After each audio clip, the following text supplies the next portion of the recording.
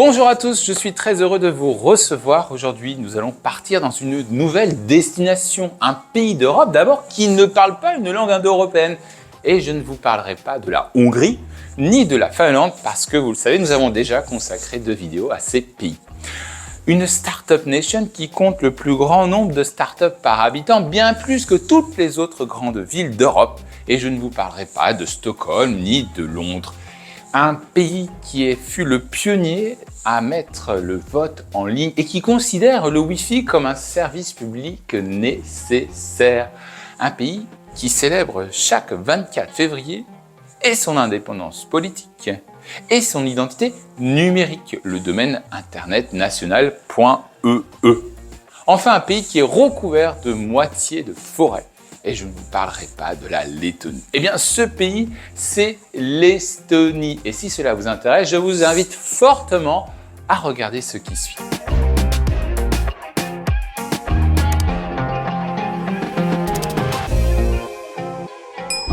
L'Estonie est un pays d'Europe du nord de 45 227 km², ce qui fait la taille de la Suisse. Il a pour voisin à l'est la Russie. Regardez la vidéo sur la Russie du nord-ouest si vous souhaitez en savoir plus. Au sud, la Lettonie. Il s'agit de sa plus longue frontière, 333 km, mais également une frontière maritime à l'ouest avec la Suède et une autre avec la Finlande. Sa capitale, Tallinn, n'est qu'à 80 km d'Helsinki. Les Estoniens appellent leur pays Isti, qui vient en fait du mot aisti, qui fut désigné pour la première fois par l'historien Tacite dans son ouvrage Germania, qui l'utilisait pour désigner en fait les peuples situés à l'est de la Vistule, qui est un fleuve aujourd'hui en Pologne, car la racine indo-européenne aus signifie est et donc par extension la lumière et par conséquent les peuples vivant à l'est.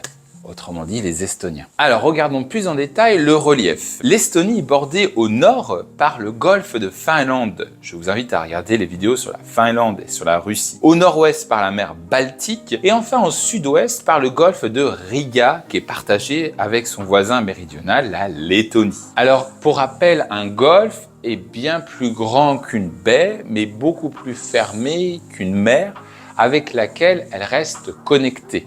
En l'occurrence, le golfe de Finlande, mais aussi le golfe de Riga, restent connectés avec la mer Baltique. On rentre justement dans le golfe de Riga, ou appelé également golfe de Livonie, via le détroit d'Irbe, situé entre la côte lettonne et l'île de Saaremaa, ou le détroit de Ari, entre cette dernière île et la côte estonienne. Au nord de ce détroit, vous avez le Väinämeri ou la mer des détroits. En raison de son isolement, du contact avec la mer Baltique, presque isolée de l'océan Atlantique, le golfe de Riga est faiblement salé.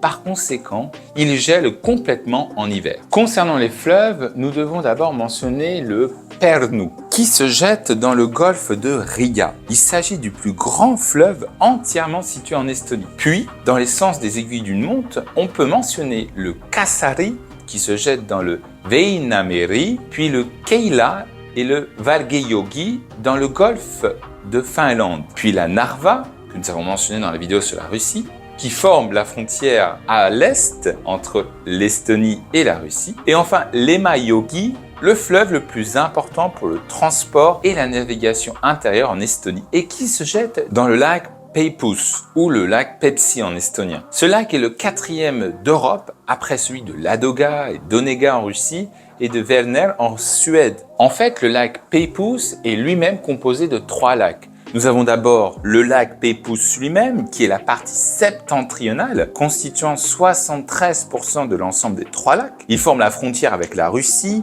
puis la partie méridionale, qui elle est entièrement située en Russie et qui est constituée par le lac de Pskov, formant 20%. Et enfin, vous avez le petit lac de Leimi qui connecte en fait les 2 lacs précédemment cités, mais dont la navigation marchande est peu développée car la Narva est située en aval et que la Narva est en fait un fleuve qui est coupé par une centrale hydroélectrique côté russe sans écluse. Enfin, il faut mentionner le lac Vuoksjärv, le plus grand lac situé uniquement en Estonie. Ce relief est en fait très plat parce que nous sommes situés dans la plaine d'Europe orientale avec une altitude moyenne de 50 mètres.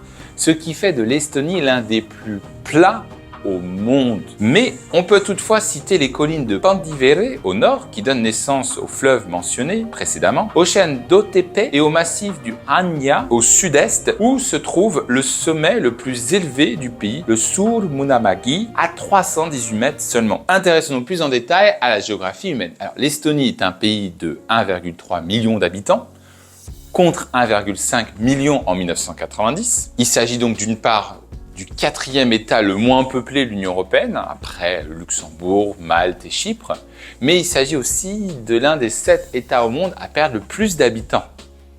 Parce que vous avez un faible taux de natalité, parce que les russophones sont repartis en Russie pour certains, et que les jeunes estoniens, eux, partent vers l'Occident à la recherche de meilleures conditions socio-économiques. Le taux urbain est quand même élevé en Estonie, il est de 70%. Alors intéressons-nous plus en détail aux villes, à commencer par Tallinn. Tallinn, c'est la capitale et la ville la plus peuplée d'Estonie. Avec 450 000 habitants, elle recoupe un tiers de la population estonienne. Elle est le centre politique, financier, administratif et culturel de l'Estonie. Du 12e au 20e siècle, elle était connue sous le nom de Reval. Fondée par les Danois en 1219, elle devint un important carrefour commercial entre le 14e et le 16e siècle, en devenant la ville la plus septentrionale de la Ligue hanséatique.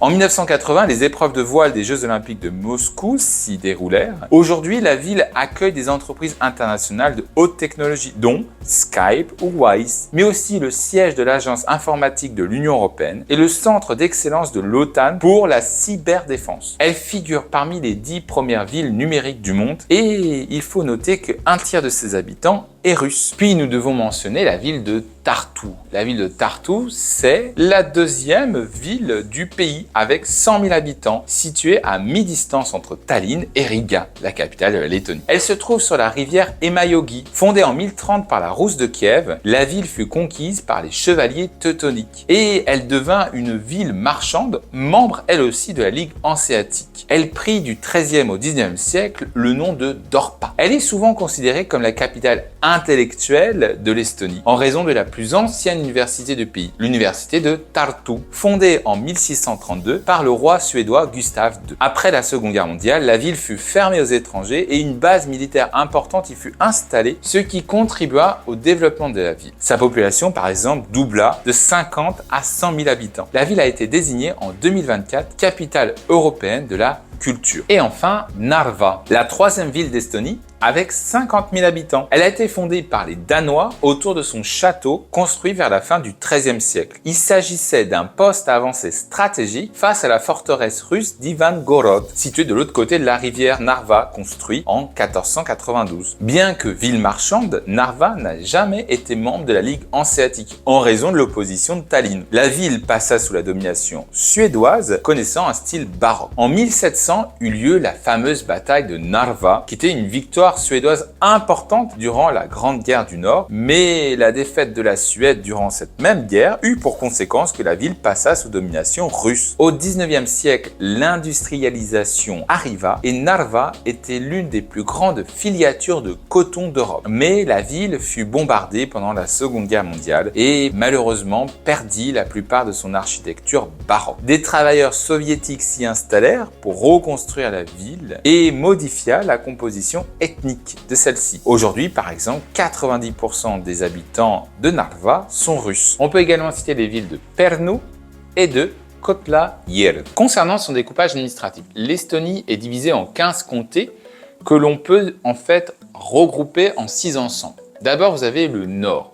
Le nord est plutôt urbain et très technologique. Il s'agit en fait des comtés de Harju et Rapla avec justement Tallinn que nous avons mentionné comme centre névralgique. Cette région constitue le cœur moderne du pays puisqu'on y trouve les infrastructures les plus avancées, les pôles technologiques, les hubs logistiques et les centres financiers. L'héritage historique de cette zone est marqué par l'influence hanséatique et suédoise notamment visible à Tallinn. Puis nous avons la côte ouest et les îles historiques. linguistique, représentés par les comtés de Ленне, de Ilju et de Saare, qui se distinguent par leur paysage maritime, leur culture côtière et un patrimoine religieux luthérien encore très vivant. Cette région a subi une forte influence suédoise et suédo-finnoise, particulièrement sur les îles qui ont longtemps été habitées par des minorités suédoises autochtones. Puis, au centre du pays, vous avez les comtés de Järva, de Jõgeva et de Viljandi qui forment ce qu'on pourrait appeler le centre agricole germano-estonien. Ce territoire est profondément rural et constitue le socle de la culture folklorique estonienne. Il s'agit également de l'ancien centre du système féodal germanique, notamment sous l'influence de l'ordre teutonique, ce qui a marqué son architecture et ses structures sociales traditionnelles. Puis le sud culturel et dialectal, regroupant Võru, Valga, Põlva, et qui est une région unique de par sa richesse linguistique et ethnique. Les populations locales parlent encore des dialectes spécifiques tels que le Voro et le Seto et pratiquent des traditions orthodoxes influencées par la Russie. La région est aussi célèbre pour ses chants polyphoniques et son enracinement dans une culture finno-ougrienne archaïque ou privilégiée, particulièrement bien préservée. Puis vous avez le comté de Tartu, qui est au cœur de l'Est universitaire et libéral, qui abrite Tartu, que nous avons mentionné précédemment. Cette région est un véritable carrefour intellectuel et culturel, qui est marqué par un mélange d'influences suédoises et allemandes. C'est véritablement un bastion du progrès scientifique, des arts et de la pensée libérale. Puis vous avez le nord-est industriel et russophone, qui est centré sur le comté de Ida-Viru, qui est une région à part dans le paysage estonien. Elle s'est développée autour des mines de schiste bitumineux et de l'industrie lourde. Elle abrite une population majoritairement russophone, héritage direct de la période soviétique. Cette zone reste profondément marquée par l'influence russe, tant sur le plan culturel que démographique. Et enfin, le sud-ouest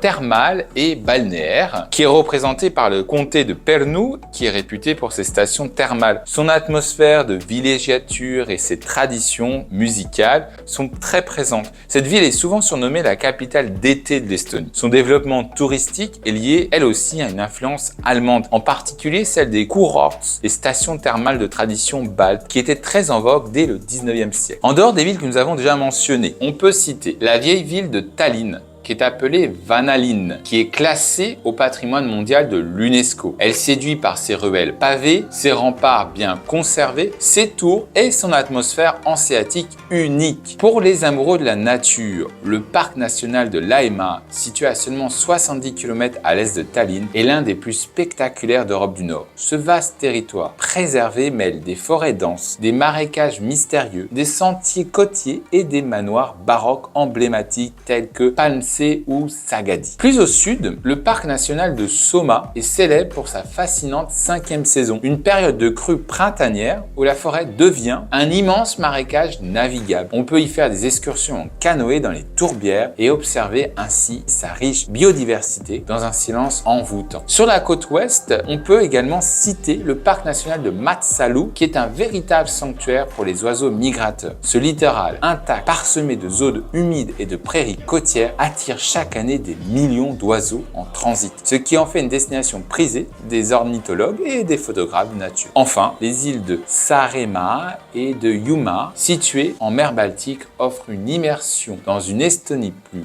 rustique et traditionnelle. Saaremaa se distingue par ses châteaux médiévaux, ses moulins à vent typiques et ses plages paisibles, tandis que Hiiumaa séduit plutôt par son ambiance sauvage, ses phares historiques et son cadre naturel préservé loin des foules. La langue officielle de l'Estonie est l'estonien et comme je le mentionnais en introduction, il ne s'agit pas d'une langue indo-européenne ni même d'une langue balte. Autrement dit, l'Estonie est géographiquement un état balte, mais linguistiquement, elle ne l'est pas. En fait, il s'agit d'une langue finno-ougrienne, une langue oralienne, que nous avons déjà mentionnée dans la vidéo sur la Finlande. Toutefois, il ne faut pas penser que l'intercompréhension est aisée entre un finlandais et un estonien. Même si le rythme, le son peuvent paraître familiers pour un finlandais, l'histoire des deux pays ont complexifié le vocabulaire, si bien que La différence entre le finnois et l'estonien est beaucoup plus large que entre le danois et le suédois. L'estonien est parlé par les 2/3 des Estoniens. Il existe même des dialectes du nord reliés à la ville de Tallinn et les dialectes du sud reliés à celle de Tartu. L'estonien s'écrit en alphabet latin de 32 lettres. Puis vient le russe, qui est la deuxième langue utilisée en Estonie, mais qui n'est pas une langue officielle, parlé par moins de 10% avant la Seconde Guerre mondiale. Ce taux augmenta à 40% en 1989. Aujourd'hui, 20% des résidents d'Estonie parlent le russe, qui est une langue slave que nous avons évoquée dans la précédente vidéo sur Moscou. Alors, comment explique-t-on cette situation linguistique ? Eh bien là encore, c'est l'histoire qui va nous donner les clés. Entre moins 1800 et moins 1500, les populations finno-ougriennes qui occupaient le territoire entre la Volga et l'Oural vont venir s'installer sur le territoire actuel de l'Estonie. Il s'agit en fait des ancêtres des Estoniens. À partir de l'âge de fer, vers moins 800, les villages constitués initialement de clans familiaux vont, avec l'essor des relations commerciales, des échanges culturels et des conflits armés, se constituer en communauté sous l'autorité d'un chef que l'on va appeler les vanemad, qui signifie chef ou ancien. Certaines alliances se forment entre villages, ce sont les maconades ou les comtés. Puis à partir du 8e siècle, les archéologues ont pu noter l'intervention des varegs, ces fameux vikings suédois que nous avons mentionnés dans la vidéo sur la Suède. Les varegs arrivent et utilisèrent l'Estonie comme plaque tournante du commerce entre la Suède et la Russie. Face aux raids vikings, les comtés estoniens durent se renforcer militairement. Des forteresses furent construites dans chaque comté. Parmi les plus connus, on peut citer Saaremaa, Sakala ou Gandi. Mais chaque maconte demeurait autonome. L'Estonie antique possédait donc une caste de guerriers professionnels, tandis que le commerce international procurait richesse et prestige aux nobles estoniens. Parmi les produits importés figuraient des produits raffinés comme la soie, les bijoux, contre du fer, des fourrures et du miel produits localement. Enfin, la plupart des Estoniens conservaient des croyances païennes. Face à la résistance de ces croyances païennes locales, le pape Célestin III lance en 1193 un appel pour mener des croisades contre les États baltes, ce qui entraîna la création de différents ordres guerriers, dont les porte-glaives que nous étudierons plus en détail dans la vidéo sur la Lettonie. Ces derniers commencèrent une campagne contre les Estoniens en 1208 et à la bataille de la Saint-Mathieu en 1217, ils défirent Lembitu, le chef comté de Sakala, l'un des plus importants, situé au sud-ouest. Si vous voulez, dans l'histoire estonienne, ce Lembitu, c'est un peu le Vercingétorix local. En parallèle, le roi Valdemar II de Danemark, que nous avons mentionné également dans la vidéo sur le Danemark, remporta une victoire décisive en 1219 près de Tallinn. Rappelez-vous, nous l'avons déjà mentionné dans la vidéo sur le Danemark, et justement, cette bataille fut à l'origine de la création du drapeau danois. Après une résistance acharnée des Estoniens, les croisés bâtirent définitivement en 1227 l'un des derniers macondes qui dut se convertir au christianisme. Entre ces croisades menées au XIIIe siècle et la réforme au XVIe siècle, l'Estonie et la Lettonie vont être regroupées dans un ensemble politique appelé la Terra Mariana, ou en latin, la terre de la Vierge Marie. Mais il y a un autre nom qui fut utilisé, c'est la Livonie. La Livonie en raison du peuple balte, les Lives, qui vivaient au nord-ouest de la Lettonie et également en Estonie, et qui fut en fait l'un des premiers peuples à rentrer en contact avec les Varegs et les Vikings suédois. La Terra Mariana était fragmentée en différents acteurs. D'abord, les principautés ecclésiastiques, à commencer par la principauté d'Özel-Viek, qui correspond au nord-ouest de l'Estonie. Ils étaient un prince féodal, membre de la confédération livonienne, relevant à cet égard de l'archevêché de Riga, mais aussi un chef religieux et un prince séculier pouvant battre monnaie, lever une armée, administrer la justice. Cette principauté disparut quand le dernier prince-évêque vendit ses terres au roi du Danemark pour payer ses dettes et et en échange d'être protégé contre la Russie. Puis le prince-évêque de Dorpa, qui représente la ville de Tartou, avait le même statut que celui de Zelviek. Toutefois, sa situation près de la principauté de Pskov rendit inévitable les conflits avec les Slaves orthodoxes. Malgré sa petite taille, il réussit à maintenir son indépendance en jouant un rôle d'équilibre diplomatique entre les forces danoises, polonaises, russes et suédoises jusqu'à la guerre de Livonie. Puis deux ordres militaires qui avaient une force armée et un pouvoir territorial, à commencer par le duché d'Estonie. Alors le duché d'Estonie était centré autour de Reval, l'ancienne Tallinn, et appartenait au Danemark. En effet, le roi du Danemark, Valdemar II, était motivé pour des raisons tant religieuses que commerciales de contrecarrer la puissance des Allemands dans la Baltique. En 1346, comme on l'a expliqué dans la vidéo du Danemark, le roi n'a plus les moyens militaires ou financiers d'administrer l'Estonie. Et le roi Valdemar IV vend ainsi le duché d'Estonie à l'ordre teutonique. La deuxième organisation militaire sont les chevaliers porte-glaives. Ces derniers, après leur défaite contre les Lituaniens en 1236, rejoignirent l'ordre teutonique et formèrent l'ordre de Livonie. Ils menèrent des luttes incessantes contre les tribus baltes non converties, la Lituanie et les Russes. En 1242, ils tentèrent de prendre la ville de Novgorod sans succès. Le grand maître de l'ordre livonien comme le grand maître de l'ordre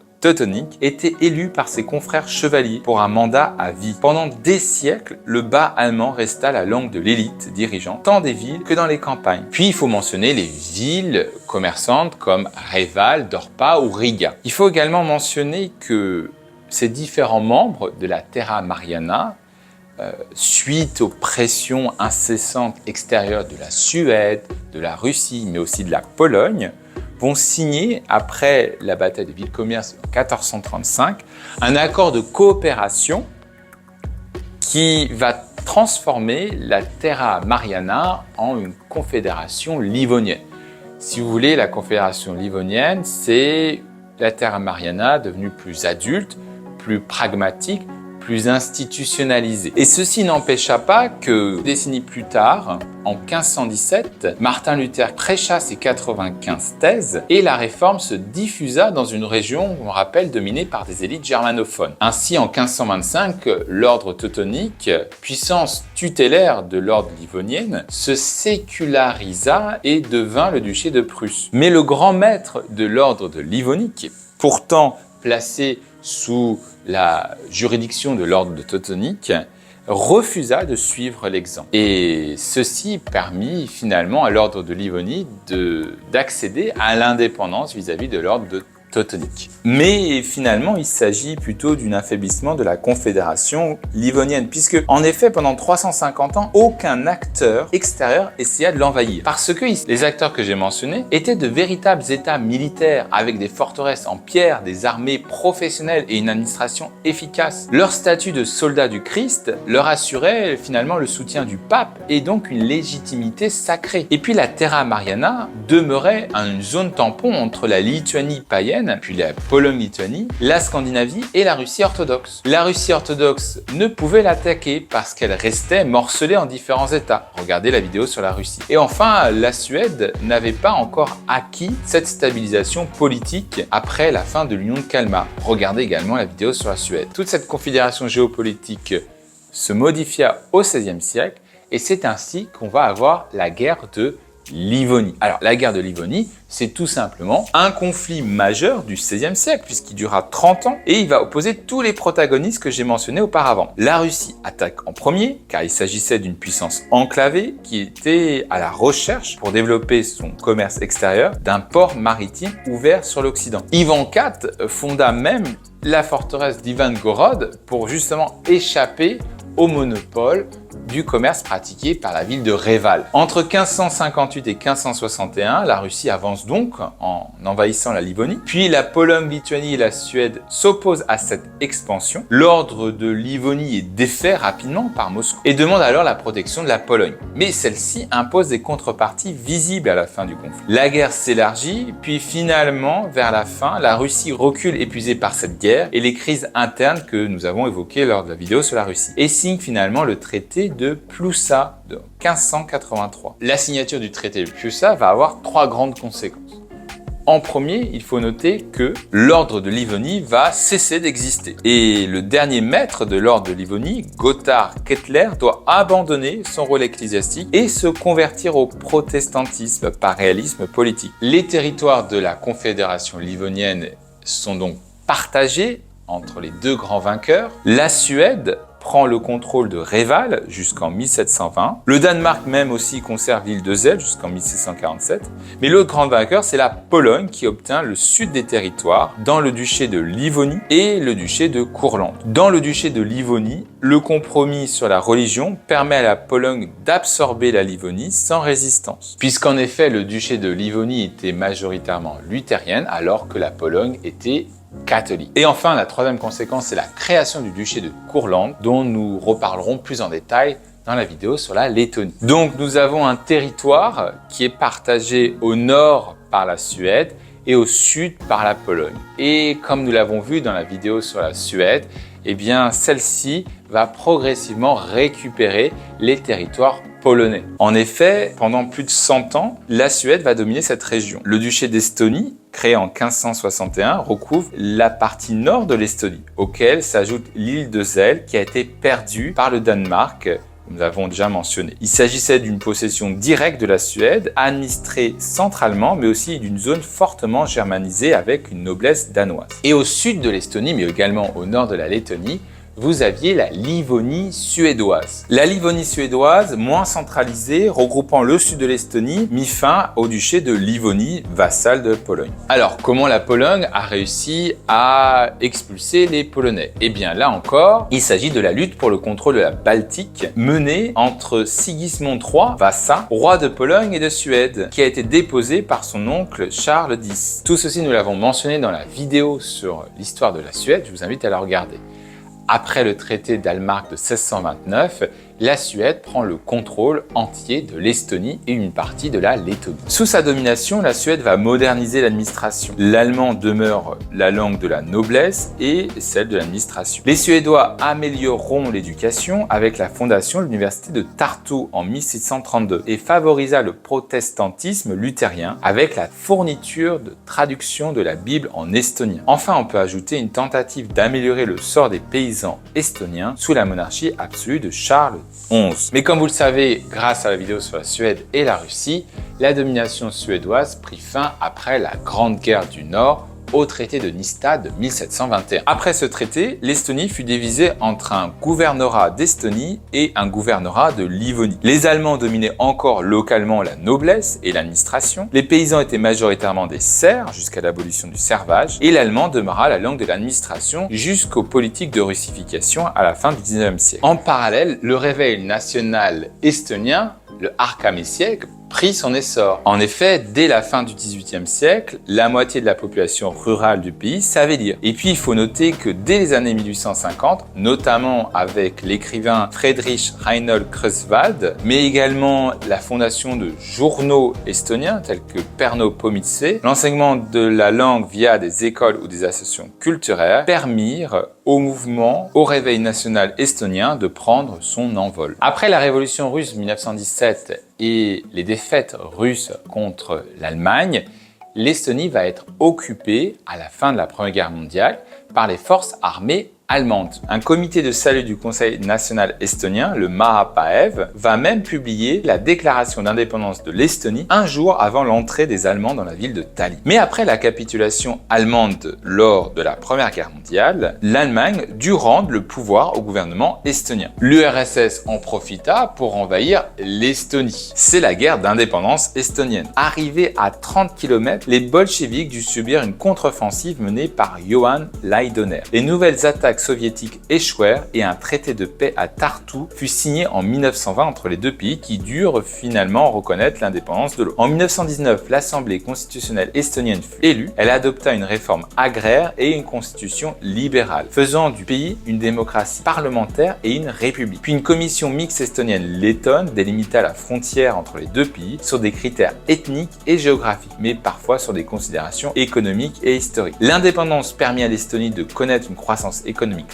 rapide durant l'entre-deux-guerres. Les réformes agraires ont amélioré les conditions de vie des agriculteurs et le pays a prospéré grâce à l'industrialisation. Mais après la Grande Dépression de 1929, le chef de l'État, Constantin Pats, gouverna entre 1934 et 1938 par décret contre la tentative d'un coup d'État d'un mouvement de droite VAPS, ce qui rendit son gouvernement beaucoup plus autoritaire. Malgré sa neutralité, l'Estonie fut envahie en 1939 suite à la signature du pacte germano-soviétique. Et le pays fut annexé en 1940. Il connut un régime de terreur répressive ciblant l'élite du pays. Des milliers d'Estoniens rejoignirent des partisans anti-soviétiques. Puis quand l'Allemagne lança l'opération Barbarossa, un gouvernement fantoche fut mis en place pendant l'occupation allemande. En 1944, le pays fut occupé à nouveau par l'URSS et l'Estonie perdit un quart de sa population en raison de la guerre, des déportations, plus un grand nombre de Russes et Soviétiques s'installèrent en Estonie. Ainsi, la population estonienne passa entre 1945 et 1989 de 97% à 62%. Après la perestroïka et la glasnost,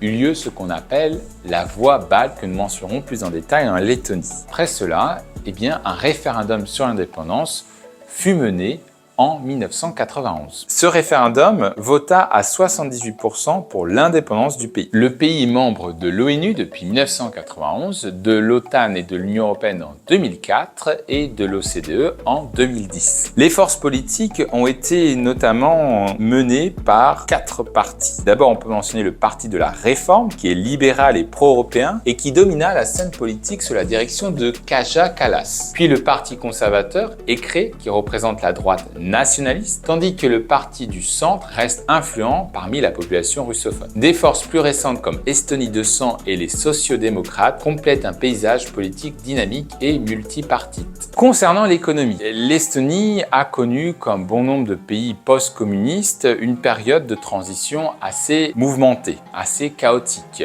puisque l'économie est passée justement d'une économie centralisée à une économie de marché. À partir de 1995, en raison des réformes clés introduites comme la privatisation, la libéralisation, l'économie va se stabiliser. En 1997, elle connaît une croissance même de 13% et de manière générale une croissance moyenne forte de 8% jusqu'à 2008. Puis comme les autres, une crise financière de 2008-2009 avec des taux de croissance beaucoup plus faibles et une reprise beaucoup moins forte que celle qui était avant 2008 jusqu'à la Covid et malheureusement depuis 3 ans des taux de croissance assez faibles. En effet, l'économie patine entre la Covid, les tensions énergétiques, l'inflation en Europe et les conséquences du conflit en Ukraine. Le PIB de l'Estonie est passé en 2000 de 5 milliards de dollars à 40 milliards de dollars, ce qui représente que la moitié du PIB lituanien à titre de comparaison. Et le PNB par habitant en Estonie est passé de 5 000 $ à 30 000 $, ce qui fait de l'Estonie le PNB le plus important des 3 États baltes. À noter enfin que la monnaie est l'euro. Concernant ces secteurs économiques, le secteur primaire comprend 4%, le secteur secondaire 25%, le secteur tertiaire 71%. Le secteur primaire est donc très modeste mais joue un rôle important dans certaines régions rurales comme l'agriculture, la sylviculture ou la pêche. Le secteur secondaire est orienté vers l'exportation comme la transformation du bois, la production de machines et de composantes électroniques, la construction navale ou les industries chimiques et pharmaceutiques. Enfin, le secteur tertiaire avec les technologies de l'information et du numérique. L'Estonie est effectivement un leader en e-government, en cybersécurité, en service cloud, mais aussi en finance et en services professionnels, en tourisme, en transport, en logistique, en éducation et en santé. Les grands groupes du pays sont Wise, spécialisé dans les transferts d'argent internationaux, certes basé à Londres mais fondé par des Estoniens, Bolt, concurrent direct d'Uber, Skype, fondé en partie par des ingénieurs estoniens en 2003, Pipedrive dans la gestion de relations clients ou Veriff dans les vérifications d'identité numérique. Dans l'énergie, on peut citer Isti Energia dans les schistes bitumineux et Alexela. Dans la banque et finance, on a des banques privées comme LHV Group. Dans l'industrie, enfin, avec BLRT Group dans la construction navale et la métallurgie. Enfin, nous avons Tallink Group dans le transport maritime. Concernant la culture et la société, nous devons d'abord mentionner Friedrich Reinhold Kreutzwald, le père de la littérature estonienne. Auteur de Kalevi Poeg, l'épopée nationale estonienne, il est un médecin, écrivain et folkloriste. Il joua un rôle central dans le réveil national estonien. Puis nous avons Lydia Koidula, qui est une poétesse emblématique du 19e siècle, qui est la première grande voix féminine de la littérature estonienne. Puis Jan Kross, le plus grand écrivain estonien contemporain qui a survécu au champ soviétique. Auteur de romans historiques, il explore l'histoire et l'identité estonienne. Ensuite, nous avons Jan Kaplinski, poète, essayiste et traducteur. Ses œuvres ont été marquées par le bouddhisme, l'écologie et la philosophie. Ensuite, nous avons des artistes estoniens célèbres, donc Konrad Mägi, qui est la figure majeure de l'art moderne